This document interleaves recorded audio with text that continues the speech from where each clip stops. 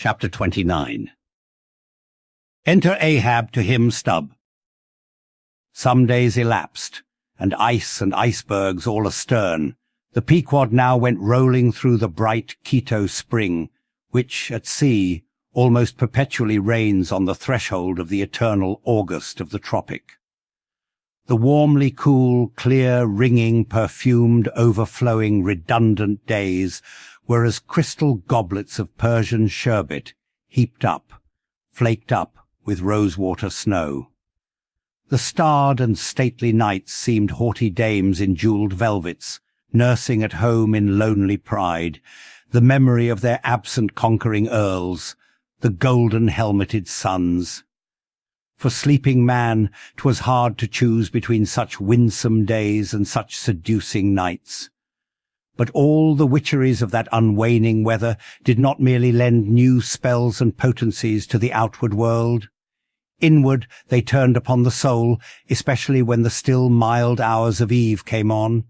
Then memory shot her crystals as the clear ice most forms of noiseless twilights.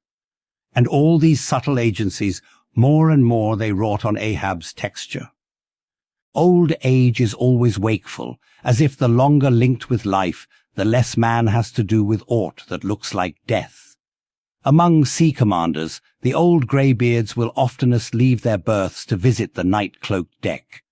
It was so with Ahab, only that now, of late, he seemed so much to live in the open air, that truly speaking, his visits were more to the cabin than from the cabin to the planks.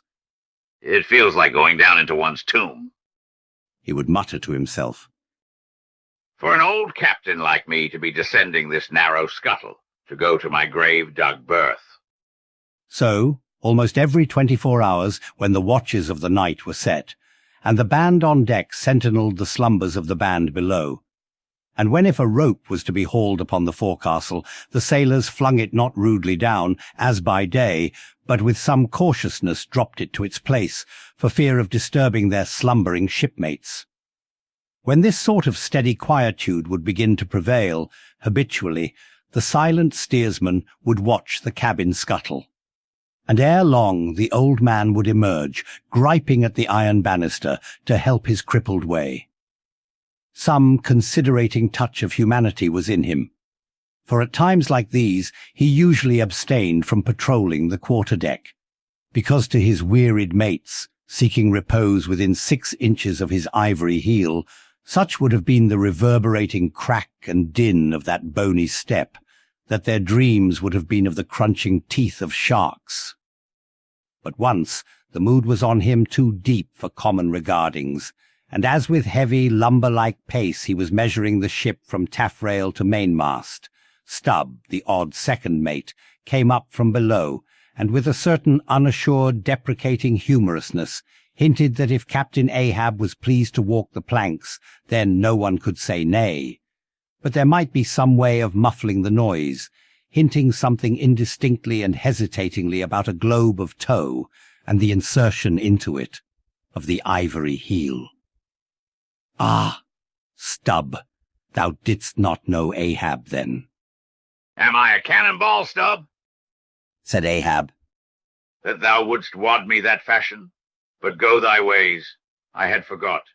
Below to thy nightly grave, where such as ye sleep between shrouds, to use ye to the filling one at last.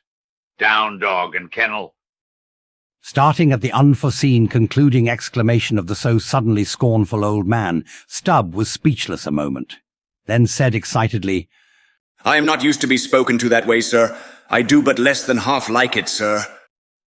"Avast!" gritted Ahab between his set teeth, and violently moving away, as if to avoid some passionate temptation. "No, sir, not yet," said Stubb, emboldened. "I will not tamely be called a dog, sir." "Then be called 10 times a donkey and a mule and an ass, and begone, or I'll clear the world of thee." As he said this, Ahab advanced upon him with such overbearing terrors in his aspect that Stubb involuntarily retreated. "I was never served so before without giving a hard blow for it," muttered Stubb, as he found himself descending the cabin scuttle.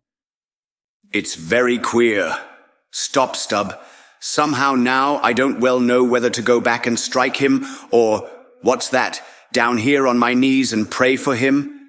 Yes, that was the thought coming up in me, but it would be the first time I ever did pray. It's queer, very queer, and he's queer too. Aye, take him fore and aft. He's about the queerest old man Stubb ever sailed with. How he flashed at me, his eyes like powder pans. Is he mad? Anyway, there's something on his mind, as sure as there must be something on a deck when it cracks. He ain't in his bed now either, more than 3 hours out of the 24, and he don't sleep then. Didn't that doughboy, the steward, tell me that of a morning he always finds the old man's hammock clothes all rumpled and tumbled, and the sheets down at the foot, and the coverlid almost tied into knots, and the pillow a sort of frightful hot, as though a baked brick had been on it. A hot old man. I guess he's got what some folks ashore call a conscience. It's a kind of tick-dolly row, they say. Worse nor a toothache. Well, well, I don't know what it is, but the Lord keep me from catching it. He's full of riddles. I wonder what he goes into the afterhold for every night, as Doughboy tells me he suspects. What's that for, I should like to know? Who's made appointments with him in the hold? Ain't that queer now? But there's no telling. It's the old game. Here goes for a snooze. Damn me. It's worth a fellow's while to be born into the world, if only to fall right asleep. And now that I think of it, that's about the first thing babies do, and that's a sort of queer, too. Damn me, but all things are queer, come to think of 'em. But that's against my principles. Think not is my 11th commandment, and sleep when you can is my 12th, so here goes again. But how's that? Didn't he call me a dog? Blazes, he called me 10 times a donkey and piled a lot of jackasses on top of that. He might as well have kicked me and done with it. Maybe he did kick me and I didn't observe it. I was so taken all aback with his brow somehow. It flashed like a bleached bone. What the devil's the matter with me? I don't stand right on my legs. Coming afoul of that old man has a sort of turned me wrong side out. By the Lord, I must have been dreaming, though. How? But the only way's to stash it. So here goes to hammock again. And in the morning, I'll see how this plaguey juggling thinks over by daylight.